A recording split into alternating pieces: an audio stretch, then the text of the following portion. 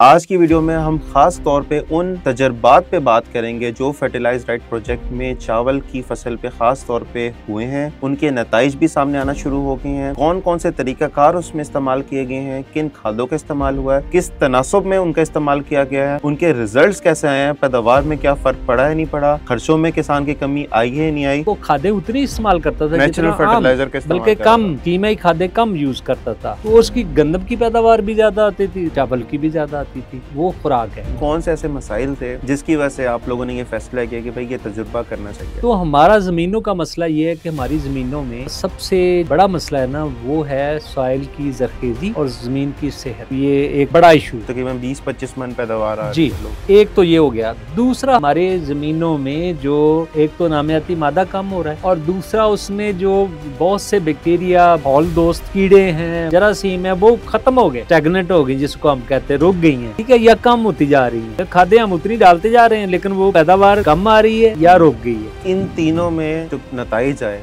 तो किस खाद के, ये किस तरीके के नताइज ज़्यादा बेहतर थे और फ़र्क था तो किसान की जो रिवायती जो प्रैक्टिस है, जो रिवायती तरीका है, उससे किस चीज़ में फ़र्क आया? देखें, उसमें सबसे अच्छा जो फ़र्क आया ना, जहाँ पे आपने खादें भी कम की 20% और साथ उसमें कोटिंग भी की और साथ उसके बायो फर्टिलाइजर, बायोजोट के रिजल्ट बहुत अच्छे थे। सबसे अच्छे बायोजोट के रिजल्ट है।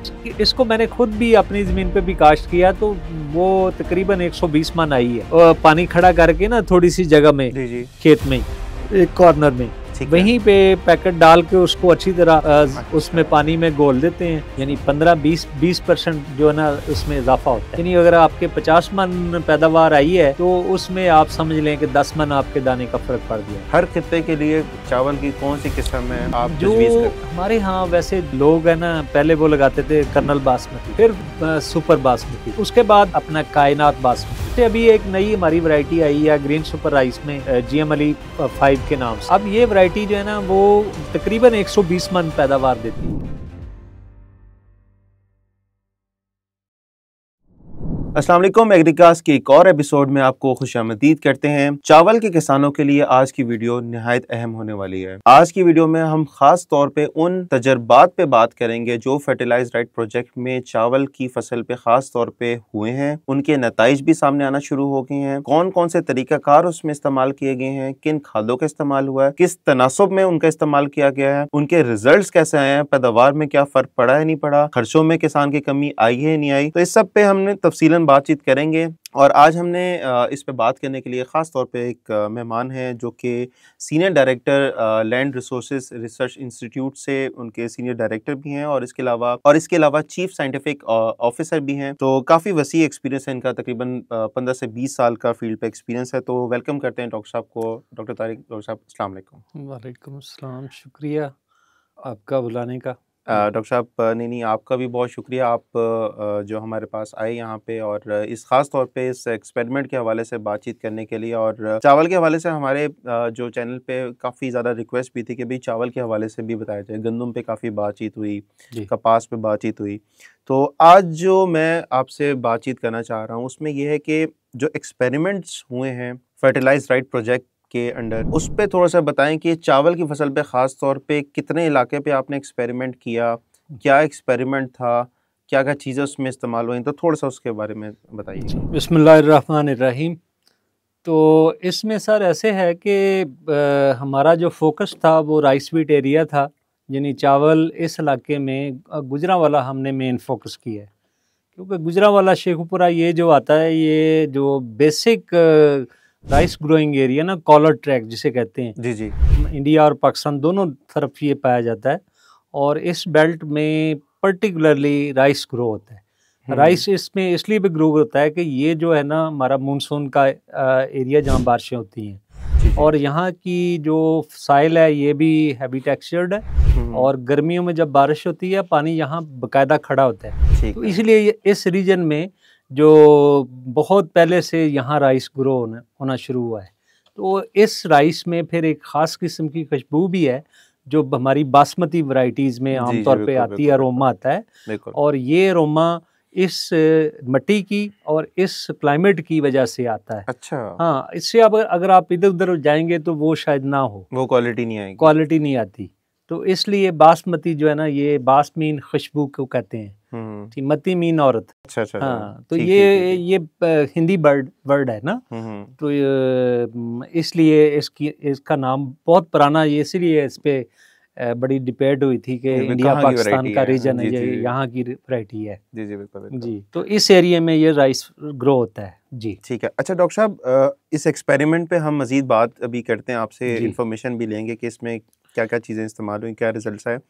मुझे सिर्फ एक चीज़ बताएं कि क्या वजह ऐसी थी जिसकी वजह से ये एक्सपेरिमेंट करना पड़ा, कौन से ऐसे मसाइल थे जिसकी वजह से आप लोगों ने ये फैसला किया कि भाई ये तजुर्बा करना चाहिए। जी, इसमें ये है कि हमारी जो पैदावार है ना राइस में, जो हमारे किसान हैं वो उनकी एवरेज पैदावार जो है ना 25 से 30 मन। ठीक है, मतलब राउंड जो हमारी पैदावार आता है 30 के राउंड आती है, 30 मन के करीब करीब आती है। अच्छा अच्छा। तो पिछले 20-25 सालों से राइस बेल्ट एरिया में मैं काम कर रहा हूँ। हमारे पास पहले भी ये एक USDA का प्रोजेक्ट था जिसमें हम मुख्तलिफ तजर्बात करते रहे। तो ये चीज़ बात सामने आई है कि इसमें पैदावार को ना 30 मन से 40, 50, 55, 60 पे हम बड़े आराम से ले जा सकते हैं, यानी इस 30 मन को डबल कर सकते हैं।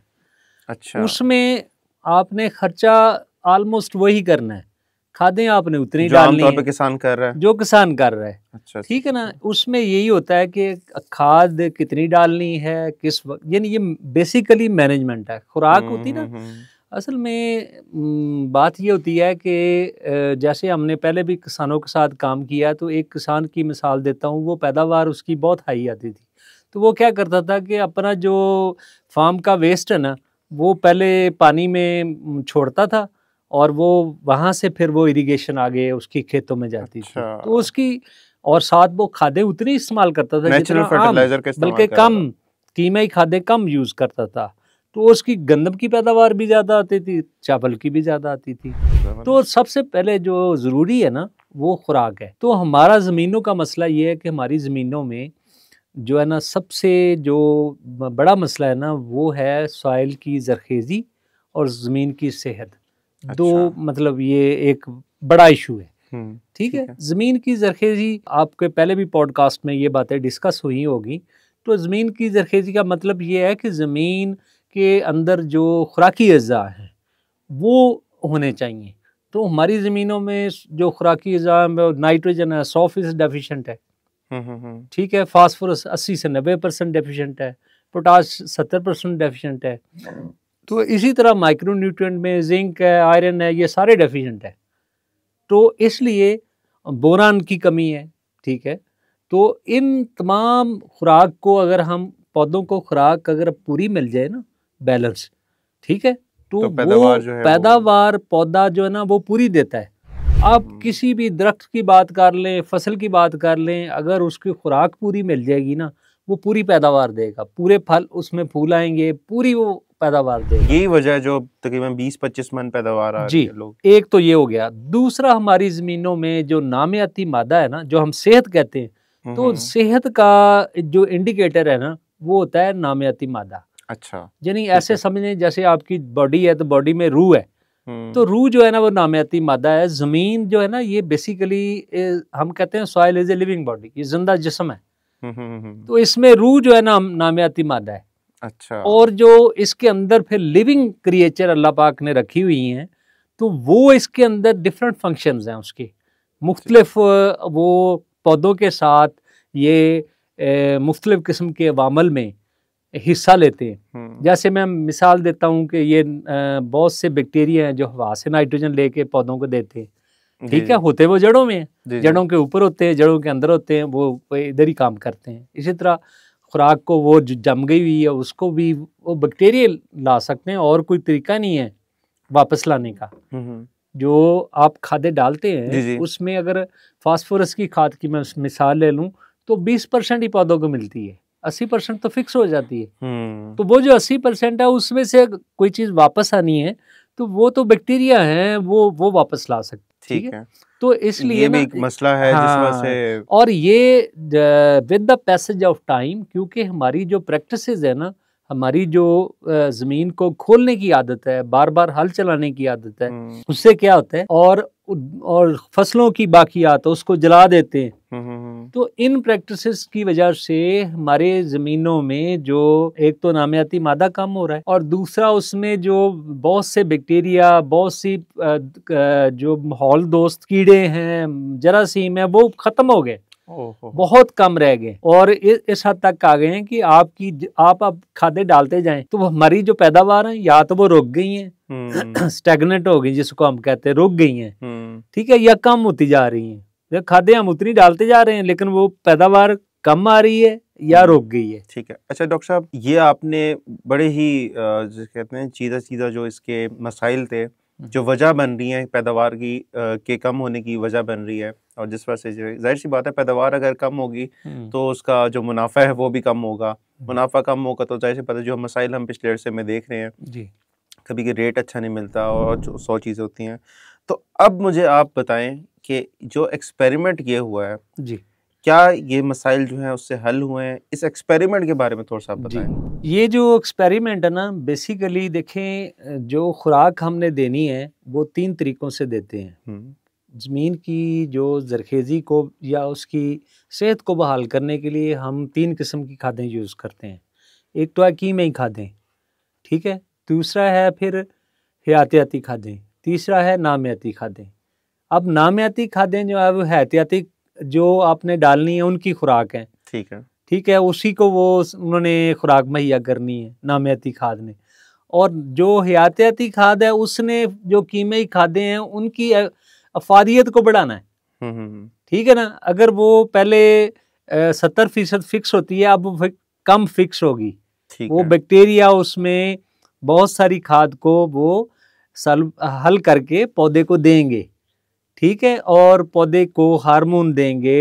हार्मोन से क्या होगा, उसकी पौधे के अंदर ग्रोथ बढ़ेगी, उसके जो सेल हैं वो बढ़ेंगे, बढ़ोतरी ज्यादा होगी, उसके ऊपर झाड़ ज्यादा आएगा, पैदावार ज्यादा होगी, ठीक है। तो ये बहुत ज़रूरी है कि पैदावार को बेहतर करने के लिए, इसीलिए इस प्रोजेक्ट में हमने उसकी जो फर्टिलाइज़र की यूज़ एफिशिएंसी है, जो उसकी अफादियत है, उसको बेहतर करने के लिए हमने रखा है फर्टिलाइज़र जिसको हम कहते हैं 4R, यानी 4 सही क्या है, 4 राइट्स क्या। आपने मतलब कि एक ज़मीन के हिस्से को 3 हिस्सों में तकसीम किया, कितने हिस्सों में तकसीम किया आपने? उसकी हमने मुख्तलिफ बनाई है ट्रीटमेंट की। एक हमने फार्मर प्रैक्टिस रखी है, जो किसान करता है, उतनी जितनी खाद वो डालता है, यानी 2 बोरी यूरिया, DAP जैसे वो कर रहा है, उसी प्रैक्टिस में, ठीक। उसके बाद फिर रिकमेंडेड जो हमारी तजवीज़ करदा हमारी पंजाब की रिकमेंडेशन होती हैं, वो भी तो ऐसे वेग सी होती है ना कि वो एक फिगर दे देते हैं जनरलाइज, ठीक है। उसके बाद फिर आती है कि बिल्कुल प्रिसीजन से आपने खादें अप्लाई करनी, बिल्कुल सही खादें अप्लाई करनी, जितनी मिकदार चाहिए उतनी डालनी, ठीक है। उसके लिए ज़मीन का तजज़िया होना ज़रूरी है। अच्छा। यानी पहले आप ज़मीन का टेस्ट करें। अब तो हर डिस्ट्रिक्ट में लैब बन गई हैं, लेबॉर्ट्री बनी हुई हैं, आपने सैंपल लेना है ज़मीन का, ठीक है, और ज़मीन का सैंपल आपने लेबॉर्ट्री में देना है, वो टेस्ट करके आपको बहुत थोड़े पैसों में टेस्ट हो जाता है। कितने पैसों में होता है वो? मेरा ख्याल है कोई फी सैंपल कोई 100 रुपया लेते हैं। अच्छा। और क्योंकि वो तो गवर्नमेंट ने एक प्रोजेक्ट शुरू किया है ना, तो प्रोजेक्ट में गवर्नमेंट सपोर्ट कर रही है, उसमें पंजाब की गवर्नमेंट पैसा दे रही है। और ये कितने वक्त में इसका रिजल्ट आ जाता है? वो तो 1 हफ्ते के अंदर अंदर आपको रिजल्ट मिल जाता है लैब का। हाँ, और उसमें एक चीज वो बता देते हैं कि आपकी जमीन में ये चीज ज्यादा है, इस चीज की कमी है। वो पूरी रिपोर्ट के अंदर वो हर चीज दी होती है, उसमें सारी रिपोर्ट में आपको खुल के आप किसी को भी, वो उसी जो लेबॉर्ट्री में बैठे ना साइंसदान, उन्हीं को आप अगर कहें कि जी बताएं इसमें मैंने कितनी खाद डालनी है, अच्छा। तो वो आपको उधर ही बैठा के वो खाद बताएगा कि आपने नाइट्रोजन कितनी डालनी है, फास्फोरस कितनी डालनी है, पोटाश कितनी डालनी है, वो उसी से आपको पता चल जाता है। ठीक हो गया। हम भी बताते हैं, लोगों को ट्रेनिंग करते हैं कि जी खाद कैसे डालनी है, कितनी डालनी है, इसका तरीका क्या है। तो इसमें 4R का मतलब है, एक तो यह है कि खाद की सिलेक्शन, कि आपने खाद मुंतखब करनी है, कौन सी खाद हमें डालनी चाहिए, ठीक है। क्योंकि देखिए ना, हमारी ज़मीनें हैं, इसकी pH ज़्यादा है, असासी हैं, तो उसके हिसाब से हमें खाद, यानी अगर हमारी ज़मीनें थोड़ी कलाठी अगर कोई ज़मीन ऐसी टुकड़ा है जो ज़्यादा कलरठी है तो वहाँ हमने तेज़ाबी खाद डालनी होती है। तो हमें खाद का सिलेक्शन करना बहुत ज़रूरी है। ये भी एक फर्टिलाइज़र के आर में आता है, यानी राइट में है कि कौन सी खाद, कितनी खाद और किस वक्त डालनी। यानी देखें ना, अगर आप इकट्ठी एक दफ़ा डाल देंगे बजाई के वक्त तो वो बहुत सारी खाद उसमें ज़ाया हो जाएगी। ठीक है, अगर उसको आप मुख्तलिफ स्टेजेस के ऊपर, मुख्तलिफ जो इंतहाई ज़रूरी मतलब स्टेज होती है, जब उसको ज़रूरत होती है, जब उसको पौधे को ज़रूरत होती है फिर हम देते हैं। इसमें हमने वो भी एक इंस्ट्रूमेंट भी रखा है कि राइस के अंदर ना एक वो जिसको हम लीफ कलर चार्ट, हाँ जी, वो पत्ते के साथ रख के आप अगर उसका कलर मैच करते हैं और उसके मुताबिक जो है ना खाद कैलकुलेट हो जाती है, नाइट्रोजन की खाद कैलकुलेट हो जाती है। ठीक हो गया। तो आप उतनी खाद डालें जितनी ज़रूरत है। ठीक हो गया। ठीक है ना। तो मेरे ख्याल में आप जो आम ज़मींदार जितनी खाद डाल रहा है ना, वो 25-30% खाद आराम से बच जाती है। ठीक हो गया। डॉक्टर साहब, अब बताएं कि कौन सी खादों का इस्तेमाल हुआ, या शुरू से आपने बता दें कि किस तरीके से काश्त हुई, हाँ। कौन सी खादें इस्तेमाल हुई, किस मिकदार में इस्तेमाल हुई, तीनों में आपने बताया कि एक हम जो एक 4R का जो मेथड है, हाँ जी, उससे एक हिस्से पे किया, एक हिस्से पे जो किसान लगाता है रिवायती तरीके से जो लगाता है, जिस तरह भी इस्तेमाल करता है, उससे आपने किया, और एक जो है वो रेकमेंडेड के तौर पे आपने किया। और इसमें एक जो है ना, इसमें फिर हमने इसमें उसकी फर्टिलाइजर की एफिशिएंसी को बेहतर करने के लिए जो खाद है उसके ऊपर फिर वैल्यू एडिशन की कि जी उसमें हमने कोटिंग वाली फर्टिलाइजर यूज की है। ठीक है। अच्छा। उसकी फिर उसमें फिर हमने उसको खाद को कम किया है, 20% 25% कम करके हमने रिकमेंडेड के साथ कंपेयर किया है। इसी तरह का फिर अगली जो है ऑब्जेक्टिव में हमने उसकी वैल्यू एडिशन के साथ साथ उसमें एडिटिव ऐड किए हैं, जैसे बायो फर्टिलाइजर्स हैं, ह्यूमिक एसिड है। यानी बायो फर्टिलाइजर तो आपको पता ही है कि उसमें ये पौधों को सपोर्ट करती है, फसल को, बहुत सारे इसके फंक्शन हैं। तो इसी तरह ह्यूमिक एसिड जो ना ये भी नामियाती मादा ही है। ठीक है, यानी ह्यूमिक एसिड, फल्विक एसिड इसमें होता है। तो ये सॉइल कंडीशनर है। यानी कंडीशनिंग कर देता है सॉइल की। अच्छा। तो इसमें न्यूट्रिएंट फिर इसके साथ अटैच होकर अवेलेबल हो जाते हैं। ठीक हो गया। तो एक तो तरीका आपने बताया कि जिसमें आपने बायोजोट और ये ह्यूमिक एसिड का इस्तेमाल किया जी। एक तरीके में आपने कोटेड मतलब ये यूरिया को कोट करके सल्फर से कोट हो जिससे पीछे वो इस्तेमाल किया। तीसरे तरीके में कौन सी और कोई हमने ये कोटिंग भी यूज की, साथ हमने फिर एडिटिव ऐड की। अच्छा, ठीक है।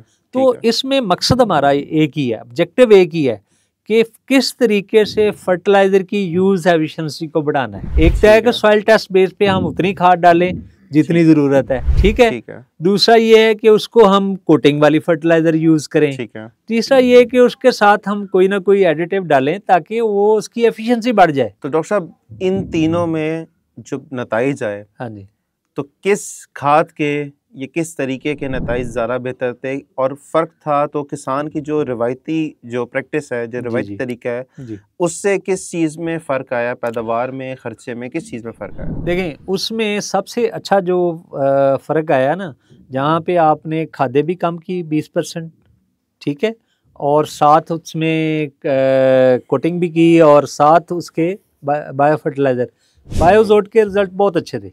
अच्छा, हाँ, सबसे अच्छे बायोजोट के रिजल्ट हैं ये। बाकी भी हमारे जितने कंपोनेंट है ना पंजाब के, और भी जो रिजल्ट प्रेजेंट हुए थे ना पिछले साल जी। रिव्यू में, उसमें भी हमारे जो बायो फर्टिलाइजर के रिजल्ट है ना वो अच्छे हैं।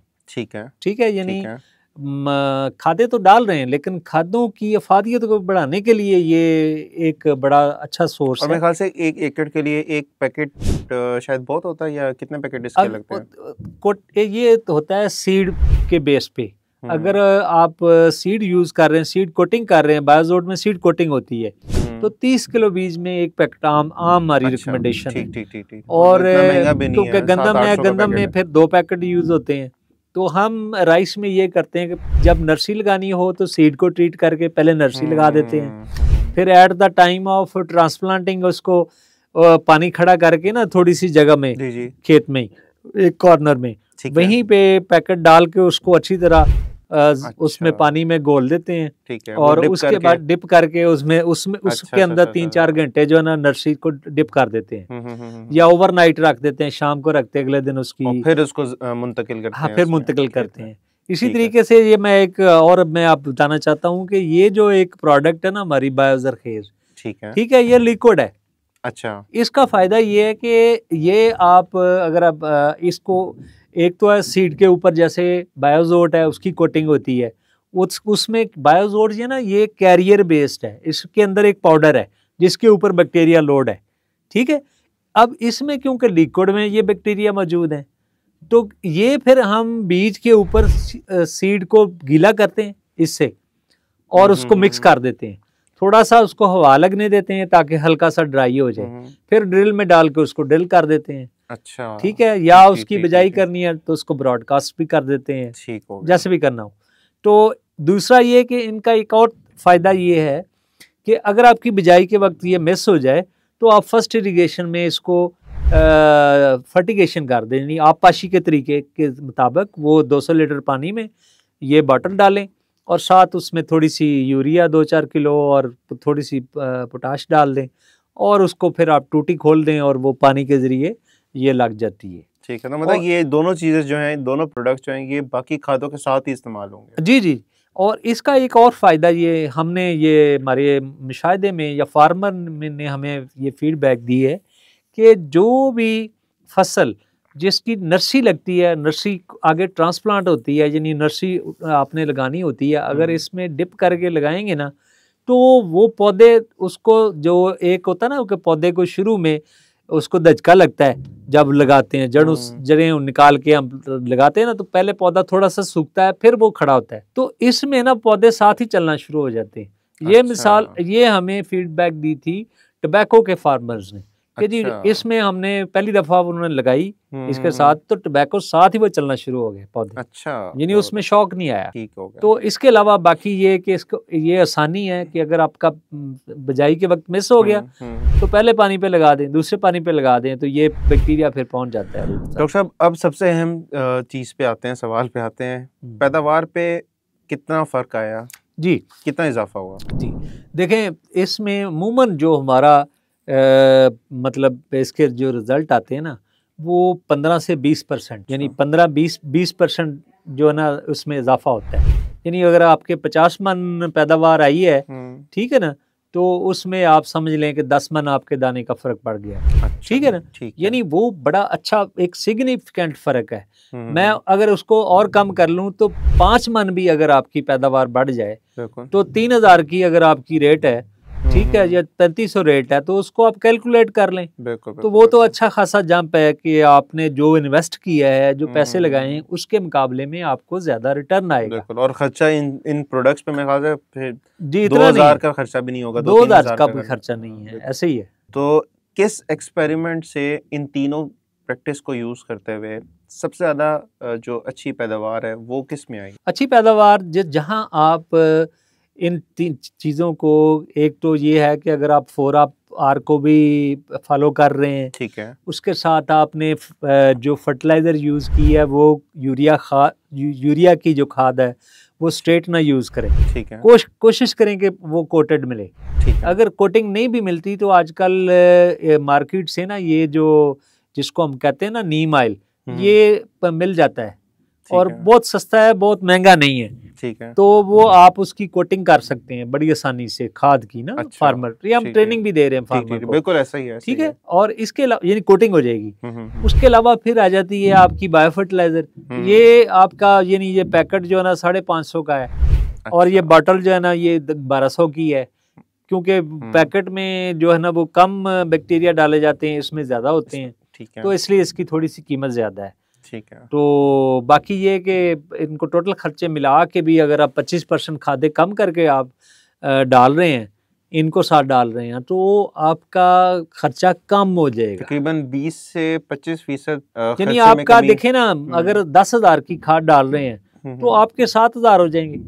अच्छा, इतना फर्क आएगा, तकरीबन हाँ 30% का फर्क जी जी आएगा। जी और जाहिर सी बात है, जब वो 5 मन 10 मन 15 मन जी जी, वो ज्यादा पैदावार ज्यादा आएगी तो पैदावार आएगी तो वो भी आप ऐड कर लें, कितना मुनाफा भी आपका मुनाफा वो भी हो आपका जाएगा। हो जाएगा। जबरदस्त जबरदस्त। तो डॉक्टर साहब, इकोनॉमिक्स तो उसकी अच्छी बन जाएगी, जो ठीक मईशत है। जो है ना उसको अगर वो हम्म, अपना साफ देखे ना, जिम्मेदार जो है ना ये बहुत सियाना होता है, ये सारी अपनी हिसाब किताब लगा के चीज़ों के ऊपर आता है। हम्म। जब उसको लगता है ना कि यार ये मेरा इसमें फ़ायदा है, तो वो उसको ज़रूर करता है। डॉक्टर साहब, कौन सी वैरायटी इस्तेमाल हुई है चावल की, और अगर या किसानों को अगर आप रेकमेंड करते हैं कि जिस तरह के मुख्तलिफ खित्ते हैं पाकिस्तान में, जी जी जी, हर खित्ते के लिए चावल की कौन सी किस्म है, कौन सी वैरायटी देखिए है आप जो तजवीज़ करते हैं? जो जो तो हम दो है ना वैरायटीज़, एक वो है जो जिसको हम बासमती की वैरायटीज़ कहते हैं, ठीक ठीक है। है।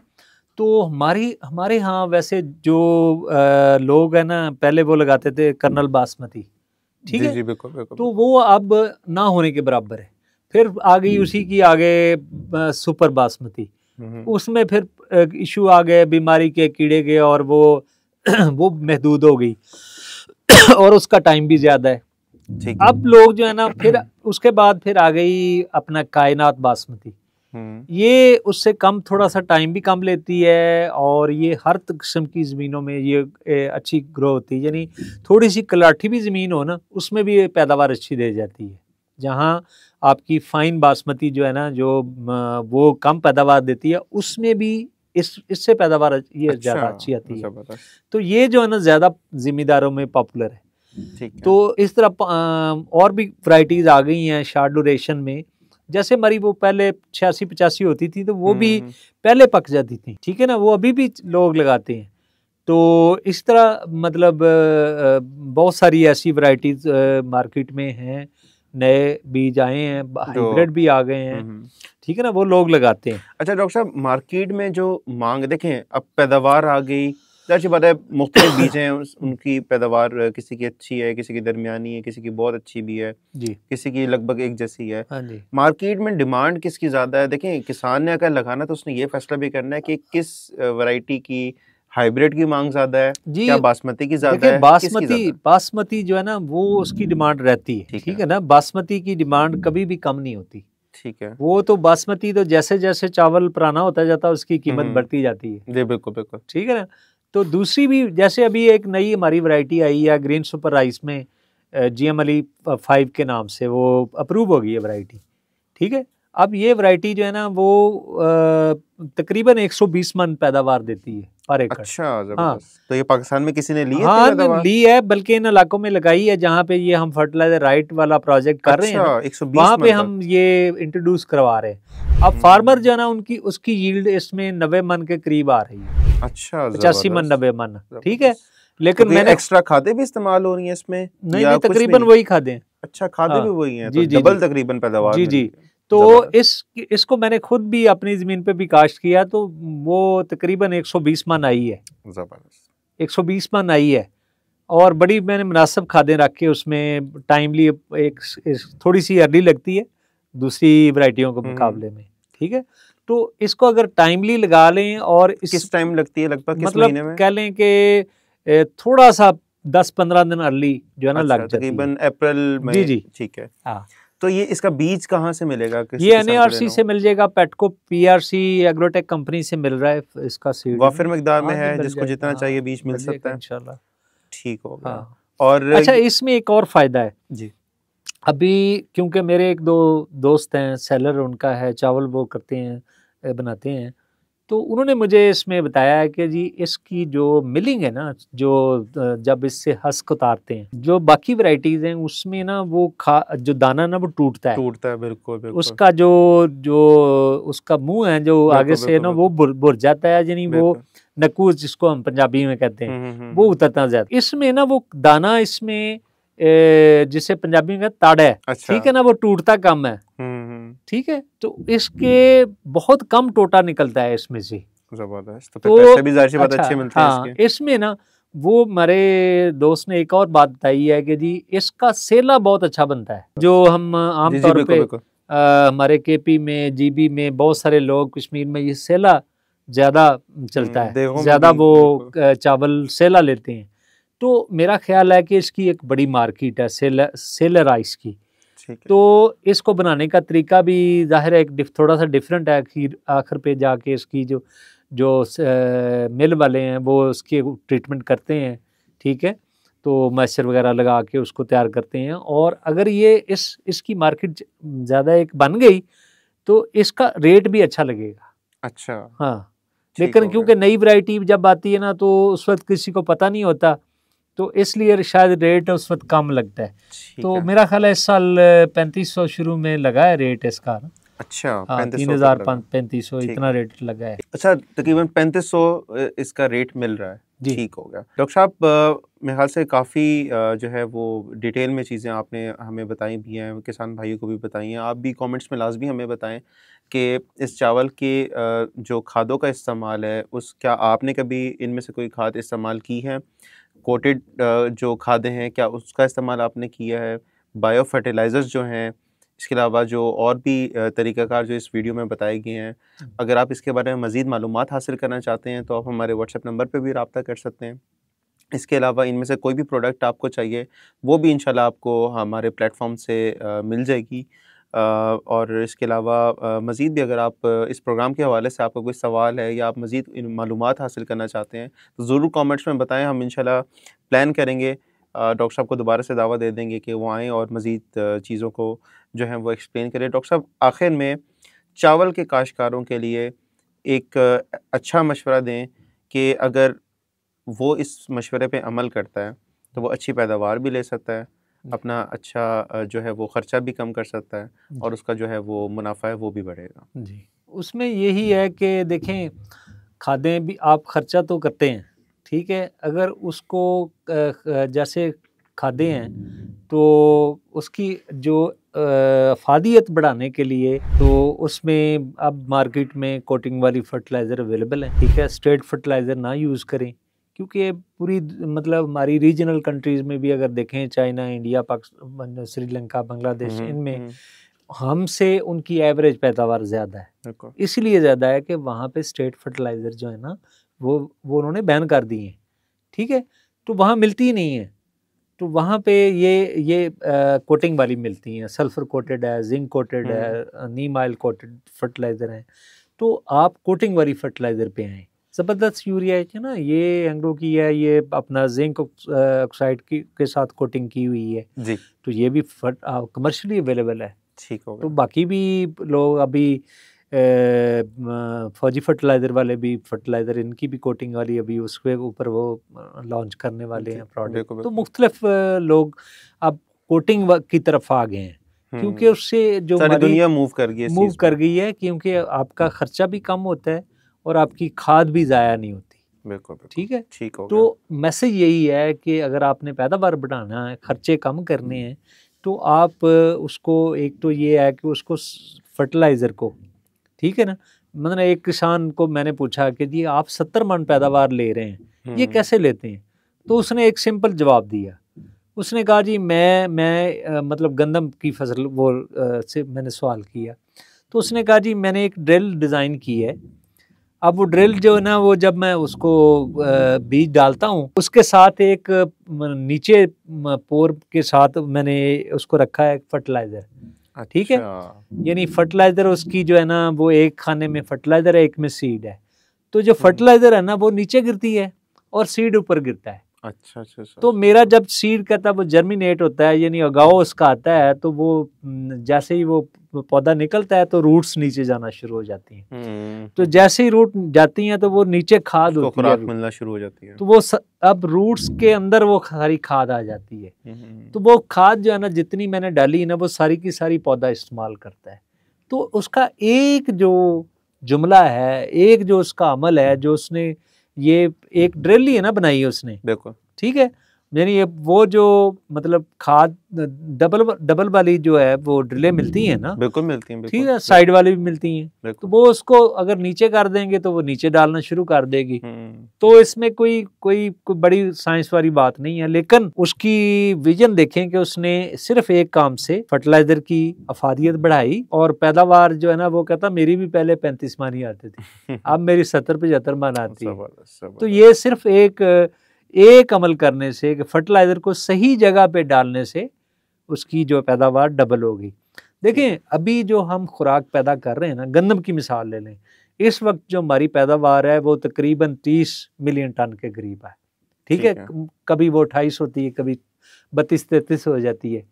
तो इस वक्त हमारी जो पॉपुलेशन है उसके लिए ये खुराक काफ़ी है। अब आपने जैसे जैसे मतलब आगे टाइम जाना है तो पॉपुलेशन बढ़ रही है, तो 2050 में क्या होगा, ज़मीन कम होगी। ठीक है, तो पैदावार आपने क्या लेनी है, जो पॉपुलेशन उसको फीड करने के लिए जो अभी जो जितनी है ना 30, ये तकरीबन 55 मिलियन टन पे चली जाएगी।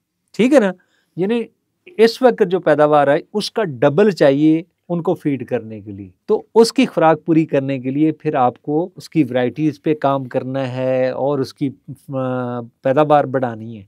सीधा सीधा आप कर लें, अगर एफिशिएंसी बढ़ा लेंगे तो आपकी पैदावार डबल हो जाएगी। बिल्कुल ऐसा ही है। और ये इस प्रोजेक्ट का मकसद भी इस प्रोजेक्ट का मकसद यही है कि दुरुस्त खाद दुरुस्त टाइम पे, हाँ, दुरुस्त तरीके से, दुरुस्त मिकदार में जो इसका इस्तेमाल करें। और मेरे ख्याल से काफ़ी आपने तफसीलन आज जो है वो चावल के काश्तकारों को आगाही भी फराम किया, तो उसके लिए बहुत बहुत आपका शुक्रिया। और वीडियो आपको अगर पसंद आई है तो इसको लाजमी लाइक कर लें, किसान मददगार को सब्सक्राइब कर लें। हमारी कोशिश होगी कि इंशाल्लाह मज़ीद ऐसे गेस्ट को अपने पॉडकास्ट में इनवाइट करें और आप तक जो है इस तरह की कीमती इन्फॉर्मेशन है वो लेके आते रहें। इंशाल्लाह अगली किसी वीडियो में आपसे मुलाकात होगी। अपना ख्याल रखिएगा। अल्लाह हाफ़िज़।